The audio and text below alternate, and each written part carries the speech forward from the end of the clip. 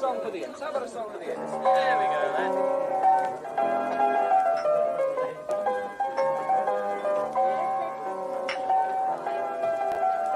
Come on, let's get some of the lads together. Let's have a go at the Imps song, yeah. Okay, yeah, all right. Go on, fellas. Get around a piano. Let's have a good go. Come on, then. Are you ready? Come on, you lot. Go on, then. Oh, 'tis our delight for the red and white. The Imps are here to stay. Oh, 'tis our delight for the red and white. The Imps are here to stay. Lincoln City are the team, the Reds is their name. Stinsel Bank is their home ground and football is their game. So come and cheer them on, you lads, support them all the way. Oh, 'tis our delight for the red and white. The Imps are here to stay. Oh, 'tis our... Ladies and gentlemen, it's a pretty big night for Lincoln City Football Club. So, head coach Mark Kennedy, for those who have not heard, has been sacked. He's gone, and Danny Butterfield's gone as well. So the official club statement, let's start with the official club statement. And I'm not looking on the ceiling, I've got it up here in front of me. Head coach Mark Kennedy and assistant head coach Danny Butterfield have left the Imps. Mark took charge of City in the summer of 2022, overseeing more than 70 games. He was joined by Danny in December of that year. City's chief executive Liam Scully said, "Everybody at the club thanks Mark and Danny for their contribution to the Imps over their time with us, and we wish them well in their future coaching careers. They leave with our thanks and best wishes." First team coach Tom Shaw will take charge of the first team on an interim basis while the club undertakes a thorough process to identify our next new head coach. Now, I'm going to be joined in a minute by Chris Lamming, but first of all, let's have a little look at some of your comments. There's some coming in already. So I'm just going to go to the ones that are related directly to the manager. So we've got Jason Wright saying costly exit. I'm sure we'll touch on that. I think it's taken Connor by surprise. He says Christ and then says that surprised me. It hasn't surprised me. We'll touch on that, I think, in a little while. Joe Briley, read this as you will, but I'm not surprised by this at all. Joe, I'm not surprised at all, not even slightly. David Wilkinson, knee-jerk reaction. I don't think so. We've got Bring the Brothers Home by Paul Norton. Well, that was only 3 minutes into the broadcast. That's hardly surprising. And Shane Clark says, Kennedy sacked. That's ruthless, whatever people think. Has to be more to it. His interviews recently did suggest he was under pressure from the sack. I'll bring in Chris Lamming now, and we'll change that view so we got a little bit close up of each other. Chris, what's your initial reaction, mate? Well, there's never a dull day being a Lincoln City fan, is there? Initial reaction, not maybe as surprised as maybe we should be. It's weird, like when you discuss it, all the talk in the terrace, all the talk away from kind of podcasts and things is, yeah, he should definitely be given time, etc. Logically, it doesn't make sense to sack the manager, but deep down, I wasn't surprised at all. I do think there might be a bit more to it than just results, as I'm sure we'll touch on. But yeah, I wasn't actually surprised at all. And I don't know if I feel comfortable admitting this, but I was quite pleased. I'm not going to say I was disappointed. I was out on a run because I run. When I got a phone call less than an hour ago, just kind of saying Mark's going, basically, not going into too much detail. I think it's look. Let's put our cards on the table from the off here. I think that there is more to it than this. I don't think for 1 second that Mark Kennedy has been sacked based on football results alone, because we're still further away from the relegation than we are. We're still closer to promotion than we are relegation, albeit 15 games in, or 11 games in, or 12 games in, or whatever. So, yeah, it's a little bit turgid on the field, but we had that under Michael Appleton, and he was given time. I don't think that there is, personally, I think that football is going to be, at most, 20% of this decision, just on the football side of things. Is that something you agree with? Yeah, 100% agree with it.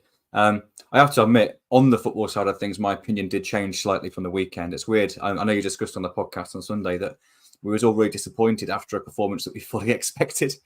But I looked at some stats for Wyscout, and I think I posted it on Twitter. Got quite a few people commented, actually, so thank you for everyone for that. But I just thought it was worth sharing because I knew that we weren't particularly strong going forward. We knew some of the reasons why. I didn't realise quite quite how bad we were.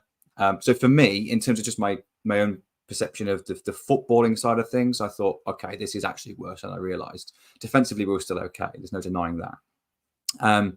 But also, we haven't got a striker, and I felt like Mark deserved time to improve, because if I know that information, if I have access to that, and he obviously does as well. So on the pitch, I have to say I have been a little bit disappointed at times this season, certainly recently. But at the same time, feeling that there was a lot of still reasons that he should be given time. And also history proved that, we haven't sacked a manager since Clive Nates has been part of the club at all. And I think this is a big statement. So yeah, I agree. I don't think there's much to do with football here, to be honest, on the pitch. November 2014, Gary Simpson was sacked. So we haven't sacked a manager in 9 years. We haven't sacked a manager in the Clive Nates era at all. I think that we've got to touch on then what could be the reason. Now, there's one or two people here. I'll pick one up saying Ireland job. Absolutely no suggestion of that, I don't think, whatsoever. I mean, at this moment in time, Stephen Kenny hasn't even left Ireland. So although that's been something that's suggested in Irish media today, I don't think that has any bearing whatsoever on the decision. I think what does have a bearing on the decision, and Tristan has picked up on this, the Danny Mandroiu situation, the final straw. I think that is as close as fact as possible. And when we say final straw, I would say that suggests that something has been building over a period of time. But let's look at the Danny Mandroiu situation. You were in the car with me. We were driving home on Saturday, and we listened to the interview. And I'll be honest, I was utterly gobsmacked. Now, one thing I respect a manager for is not calling out players individually. I respect that. Joey Barton, when he does it to me, I think it's absolutely disgraceful. You hang a player out to dry. That's how you lose the dressing room. When that player, Danny Mandroiu's tackle was absolutely stupid, but the things that he was saying afterwards, it was almost like character assassination, it felt like. And it felt to me like a man who, over the course of a week or two, other interviews that he had given had also pointed to a man under pressure. He had mentioned the sack 2 or 3 times. He was very, very sharp with Michael Horton after the Wolves game, and it was then cut from the subsequent podcasts. The week before, he had kind of said, Sean Rowan should have scored this, individual errors. So do we think there's an element that maybe this is the club almost looking and thinking, has he lost the dressing room? Has he lost the staff? I mean, it's conjecture, but for me, that's what it feels like, I think, at this moment. It is conjecture, but I think it's kind of inference as well, to an extent. He went through well over a year without calling out a single player. Even with individual mistakes last season, he didn't mention a single player. And then in the last 3 games, he called out Sean for missing a chance. Obviously, Danny on Saturday, which I've got a couple of points to make on that. But also another one, he called out Jovan on Tuesday night. Jovan came on, and I said on our group chat, I was really impressed with him. It's the best I've seen Jovan play. I felt his level might be that under 21 level. It might be where we see him. And he came on, and he was a level above Wolves under 21s. And I was really impressed with him, and he deserved his goal. And then Mark came on and criticised him. And that reminded me of Jose Mourinho with Luke Shaw. Luke Shaw couldn't do anything right under Jose Mourinho. It just felt for some reason, it just felt like he just always seemed to criticise him. So I just thought, if you've had those kind of conversations behind the scenes, then great. He's clearly listened. He's clearly taken his chance when it's been given to him. Praise the lad. Don't bloody criticise him. And that goes from Danny Mandroiu, because I've got 2 points on this, because we all know it was a silly decision, but we've all made silly decisions in our time, particularly if he has had those conversations in the week and, it's a little bit of over exuberance, that desire to kind of show that he's trying, show that he's working hard. Of course, he maybe didn't go about it in the right way, but I just felt, firstly, Mark maybe jumped on that as an opportunity to criticise Danny, which then took a little bit of the focus away from him, took a little bit of focus away from the Ryder game and the run that we've been on. It allowed him to just spend the majority of the interview just criticising Danny. But also, Danny Mandroiu is a great player. Technically, yes, we know that there's some inconsistencies there, but he's a great player. He could be a real asset for us. And he's a young bloke. He's 23 years old?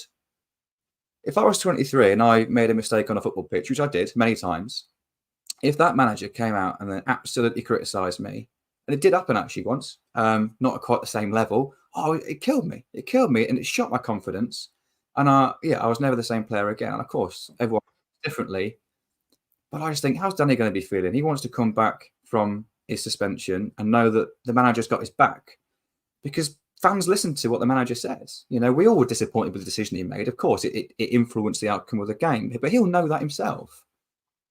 What you want from a manager is a bit of backing, because if he criticises him, then Danny's then going to get the backlash from a lot of fans that listen to the manager's word. If Mark came out and backed Danny up, you'd imagine he wouldn't have got quite as much of the stick as maybe he did.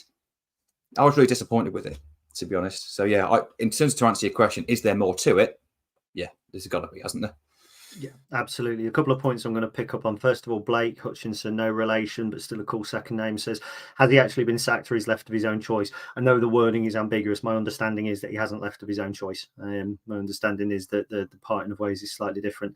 Now, Joe Briley makes an interesting point. Joe is the editor of All Lincoln, another really good Lincoln City fan website, and he's put Mark, in my opinion, was difficult to talk to, and I wonder if that's an opinion held by more important people than me. Joe, there's no more important people than supporters. And I'm just going to give a little bit of a story that those who know me will already know this story, but there's 224 people watching now, which is the most we've ever had on a live stream. Thank you very much. I want to tell a story about the live podcast that we did in February. And I think it's just worth, it gives an indication, I think, of what could have happened behind the scenes. Just purely, it's my experience.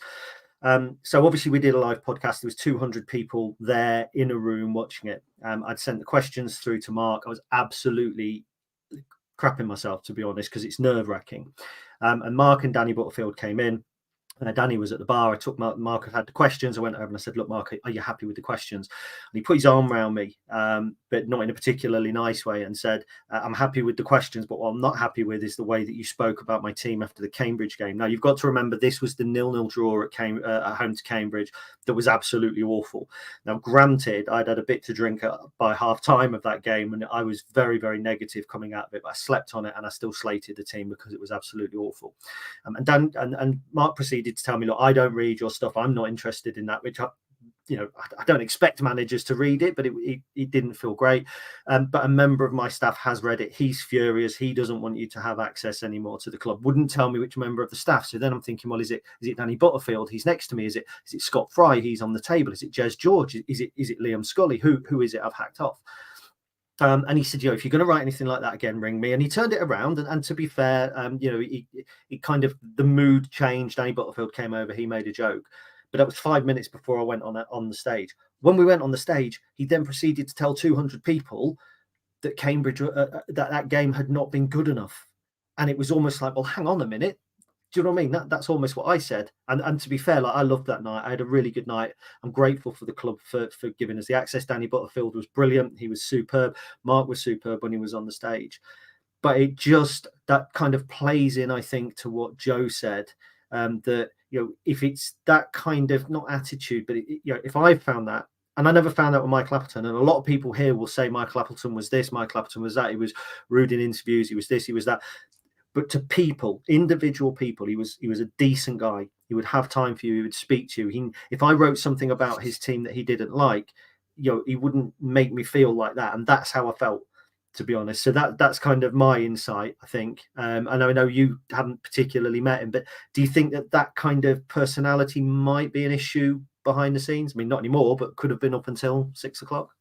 Well, we don't know. We don't know, but like we said, we're pretty confident that there's more to it than just the on the pitch, because I think there's enough excuses for the on the pitch stuff. And as you said, like, points wise are okay. So yeah, like you mentioned, if that's how he was just to you, and no disrespect, obviously the club think a lot of you, but we're not involved with the club, are we? We're just you and I are just supporters. We just talk about what we see, and yeah, for him to kind of put you in that position 5 minutes before interviewing you on air. Yeah, I think that's a little bit harsh. Was it a bit of just a lack of foresight? Did he even think about it? Did he want to get it off his chest before talking to you? Could he have waited till afterwards? Could he have seen how it went? And then if everything was okay, then he thought, what, he's a decent guy, let's leave it. Or did he do it specifically to try and make you feel at unease? You don't know the reasoning behind it. So I feel like it's harsh to criticize that one moment. But yeah, that was maybe more that's more not to, but that's not to say that there's people that we all work with that maybe we don't like, or not me, of course. I like everyone I work with. No, but there's people that maybe you kind of rub you up the wrong way, and you don't necessarily know exactly what's going on in their lives. You don't know exactly what they mean. You might go away from work and think, oh, that guy's a dick, and he doesn't even realise that that's how it's come across. It's just their way. But as a football manager, you have to manage people. You have to be skilled at managing people, and that's managing up and managing down. So, yeah, if it's a very small sample size, one conversation that you've mentioned, but if we are to read anything into that, then it wouldn't surprise me if how he made you felt is maybe how he's made other people feel at times throughout the season. And we saw Ethan Iran storming off when he got subbed.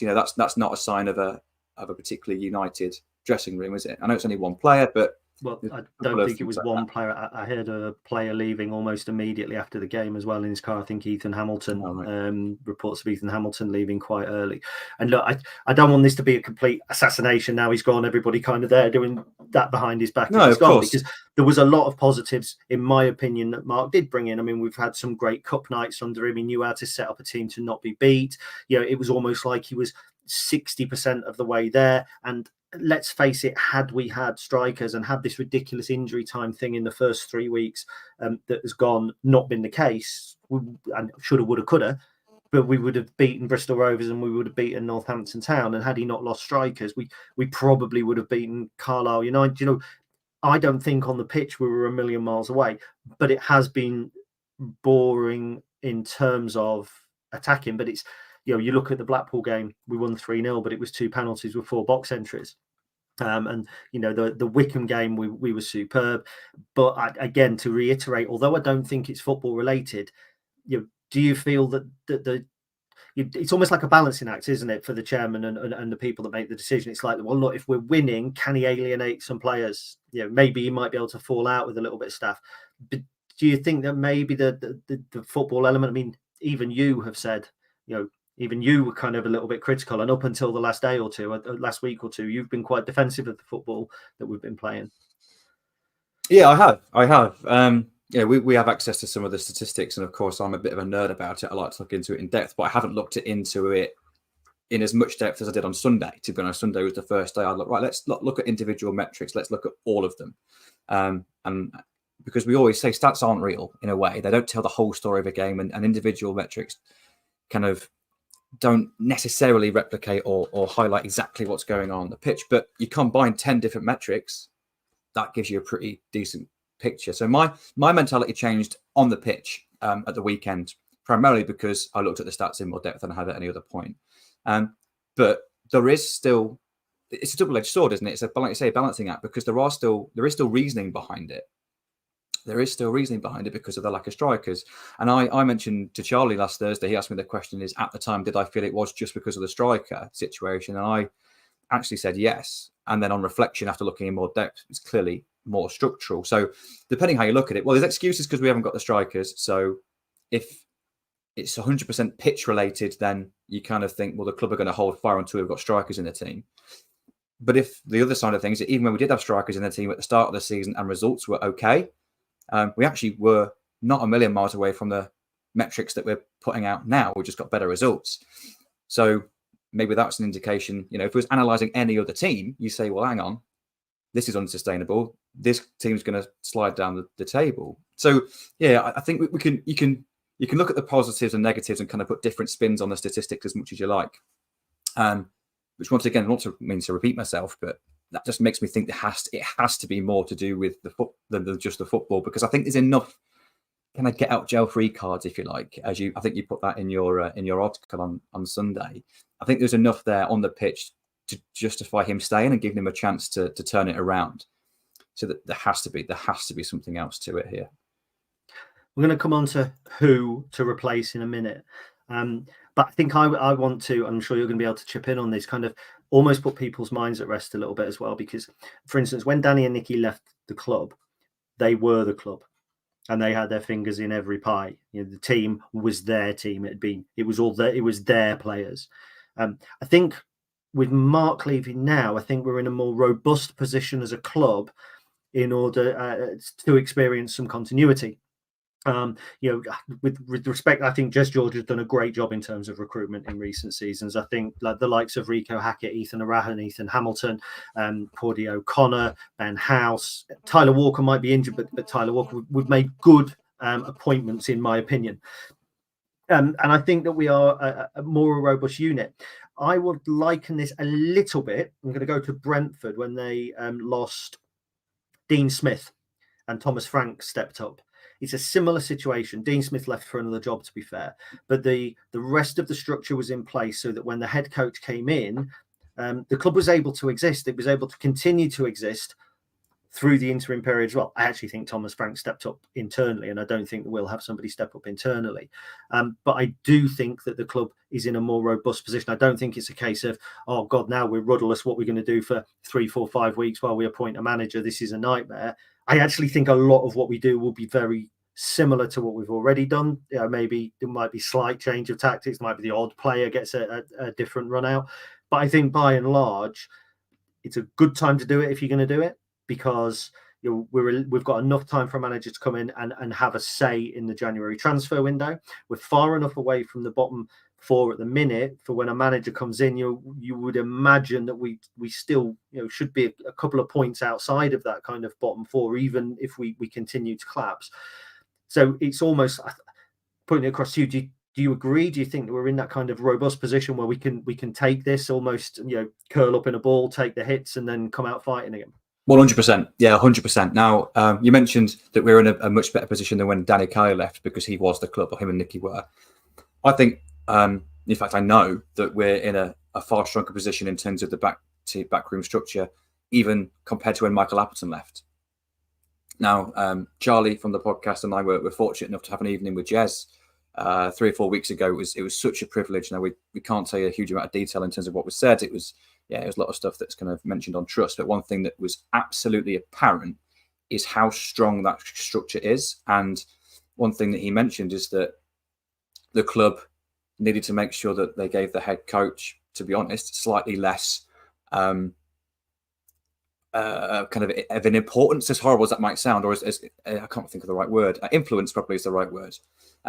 As even Michael Appleton did. So Michael was our first step to kind of moving away from the manager running everything, but he still had quite a big role to play in some things. And I think with Mark Kennedy, and I think it was clear in some of Mark's early interviews when we first asked him questions, and he had to say, "Oh, I'll have to go and ask Jez about that. That's not my remit." I think that's made it really clear that Mark's remit was very much on the pitch.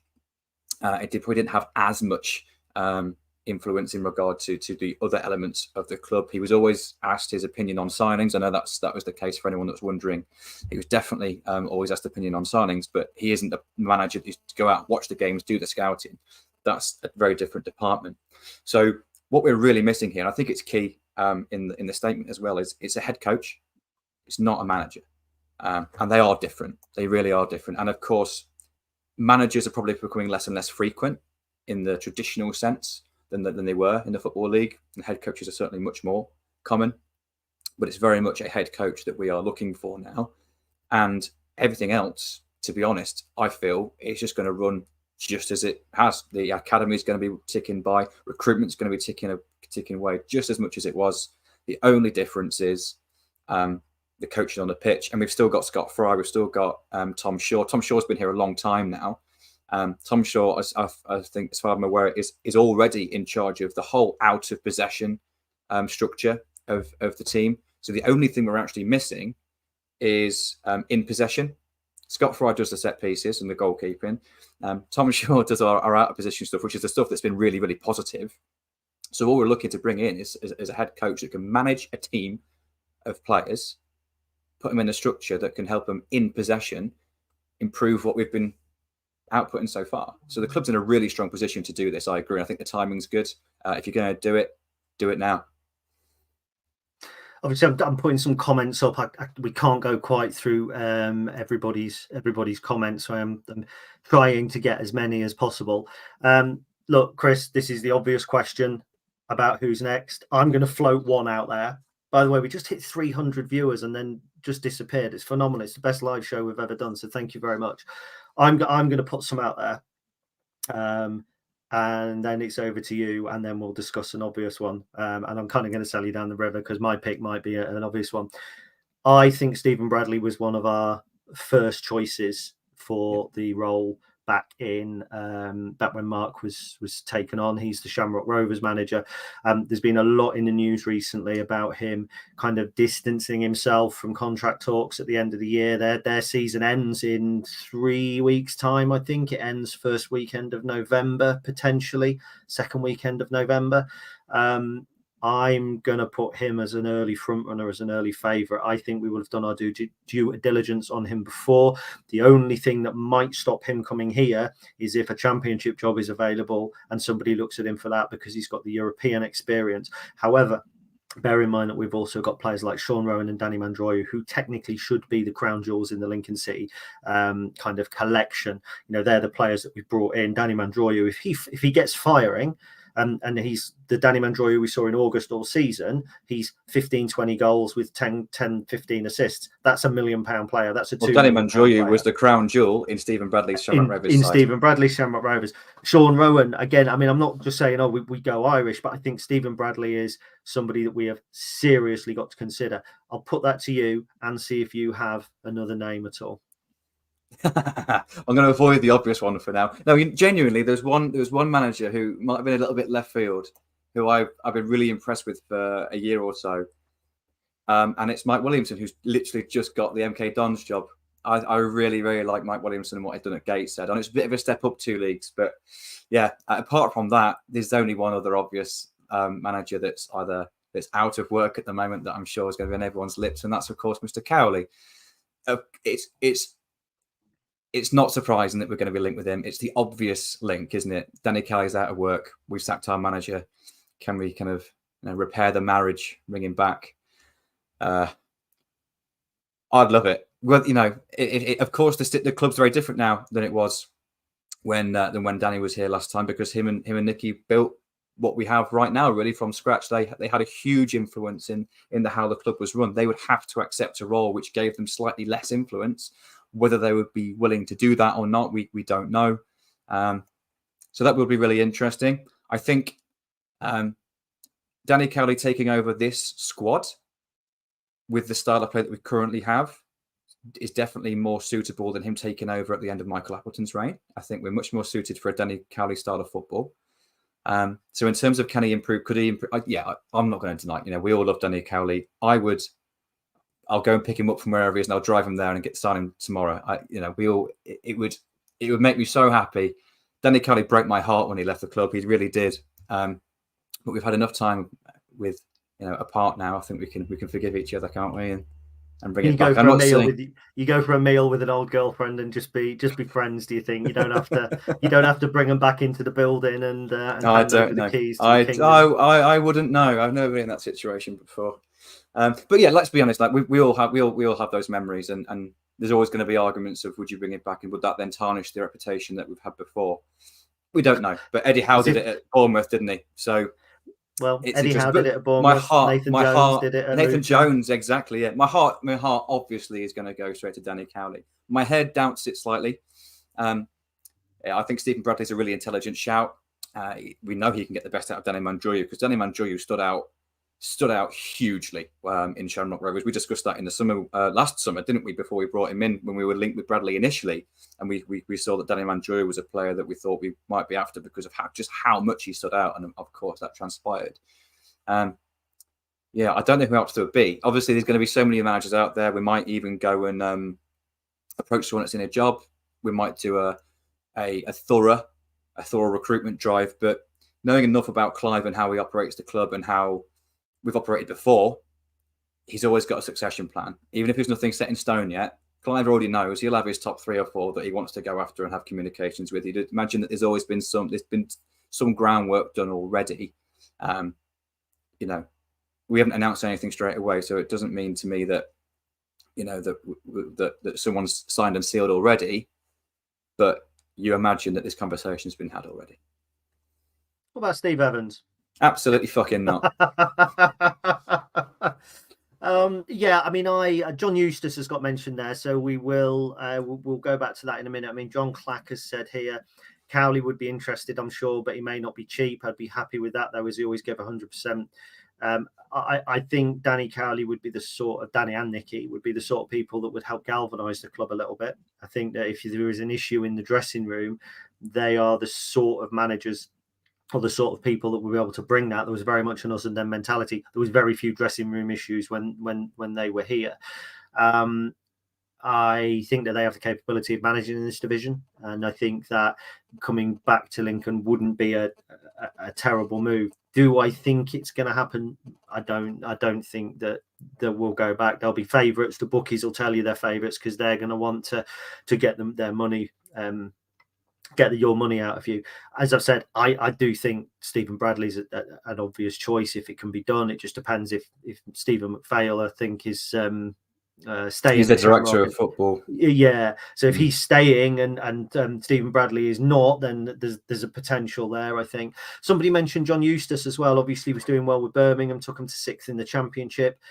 He could be somebody. The fact is, I think this job now is a lot more attractive than it was when Mark Kennedy took it.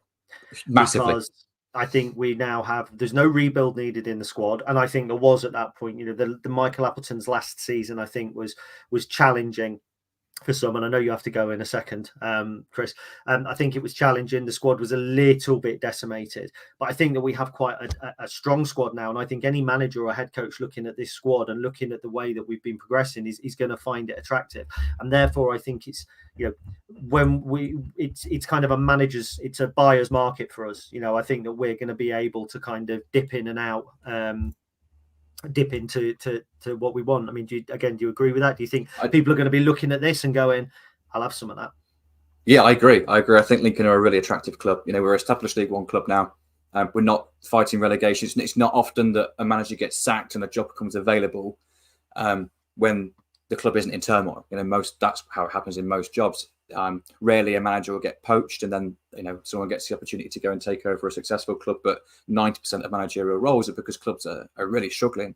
We're not. We know behind the scenes that everything's brilliant, and we've mentioned many times that the bigger picture, the long-term future of this club looks fantastic. It's just that next step.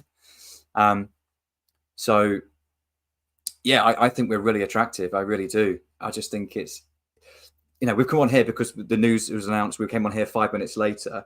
It's not like this is something that's been brewing, has it? It's not like we've been thinking for weeks and weeks, hang on, Kennedy's hanging on to his job by the skin of his teeth. And then you start to look at other managers, you start to look at style, you start to look at who he's worked with before. You start to kind of piece together the sensible kind of shortlist that the club might be looking for. We haven't done any of that because it happened today out of the blue. So John Eustace is an interesting shout. And I know he did all right at Birmingham in terms of results. I know it all felt very, very harsh for him to be sacked when he was and be replaced when the new ownership came in. What sort of football does he play? Not massively sure, to be honest. How does he work the dressing room? What backroom staff has he worked with? I don't know enough about John Eustace to give anyone that would be a great shout or not. I need to go away and have a look and do my own kind of research before we can look at anything. But there's just two, isn't there? There's two blatant ones that are going to come to mind. Firstly, the manager who we were linked with strongly in the summer that we did and eventually end up with Mark Kennedy and Bradley, or of course a out of work Danny Cowley. They are the two obvious candidates so far. So anyone else, we don't know. Be interested to see what the bookies say, because they'll, of course, have more data than we will to look at who might be in for it, rather than just looking at our heartstrings a little bit.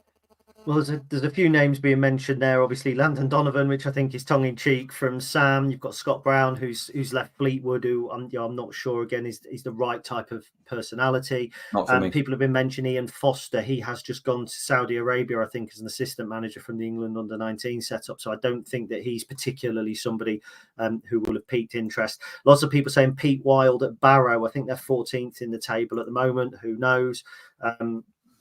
Potentially a decent shout. And obviously there is Nathan Jones, who's obviously left Southampton, who has a really good record in League One. But again, having been in the Premier League, is he going to want to drop down to League One? I'm not sure. I'm not sure his personality fits, to be honest. He seems to have alienated quite a lot of people that he's worked with. He seems to work at Luton, but nowhere else. So I'd be a bit uncomfortable with Nathan Jones. I think that's Lee Carsley, isn't it? Who's the England under-21 manager. I think maybe, he's going to be looking at either remaining in international or stepping up a little higher than us. Who knows? Mark White, the Dorking manager, I am going to say there is zero chance of that happening. No, I mean, he hasn't done his badges. So he's not allowed to manage in the Football League, and he's the owner of Dorking Wanderers. So he's not going to leave there. Though the Bunch of Amateurs documentary, the weekly documentary that covers Dorking, is outstanding for anyone that hasn't seen it. It's very entertaining. So Shane again says he feels that this has been coming for 2 or 3 weeks. So without a doubt, there's something more to it as well, which I think is the discussion. Gav Hughes says Chris Sutton, that this is the same Gav Hughes who thought that we'd signed, I can't remember the player's name now. He said to me, we've signed such and such. And it was a player with Craig Hobson. Somebody had reposted the Craig Hobson thing last year. And he came to me with, who have we signed? Hobson? No, we haven't. Right, look. We could talk about this all night. No doubt, social media is going to be awash with stuff. I'm wanted, I think, on Radio Lincolnshire very soon, so I'm going to disappear and do that. Chris is going to football training. So, final thoughts, Chris?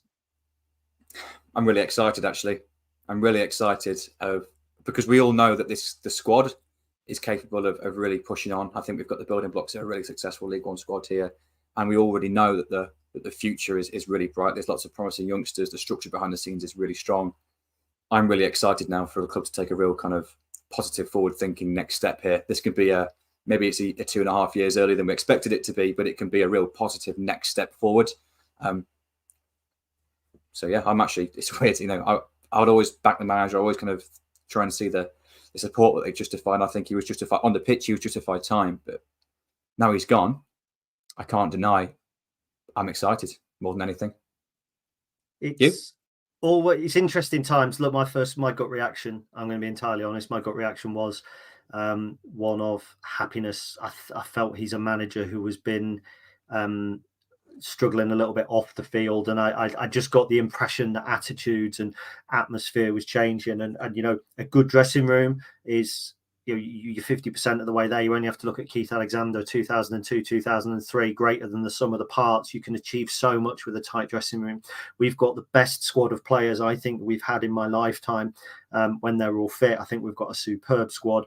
We've proven that when we're playing the right kind of football, we're good in the attack as well. So I don't think Mark Kennedy has gone for football reasons. I think if he'd gone purely for football reasons, I wouldn't be happy.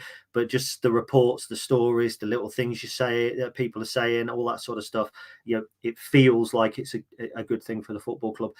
I didn't warm to Mark. I do wish him all the best. I genuinely do. I don't think that he came in here. I think he has his personality. He has the way that he goes about things that hasn't particularly gelled with everybody. But he's not in a being liked business. He's in a being winning football games business. But if behind the scenes not being liked particularly leads to the degradation of squad mentality, of atmosphere, of positivity, then the club have got to make the right decision. So look, Chris, you go. Thank you very much for joining us. You're going to disappear now and go and manage rugby, so I'll say goodbye to you quickly. See you later, guys. Thank you everyone for tuning in. I cut him off shortly there. And ladies and gentlemen, boys and girls, thank you for watching. More than 300 people have been watching at some point tonight. I'm going to disappear now, going to go off. This is going to be big news for the next couple of weeks or the next couple of days, almost certainly. So look, thank you for watching. Get all your comments, like and subscribe to the YouTube channel if you don't already, please. We do sort of live streams, and we do all sorts of bits and bobs like that. Big news, Mark Kennedy's left Lincoln City. First sack-in at Lincoln City for just under 9 years. What next for the football club? Who knows? I've been your host, Gary Hutchinson, and I'll see you again soon. Thank you very much, and goodbye.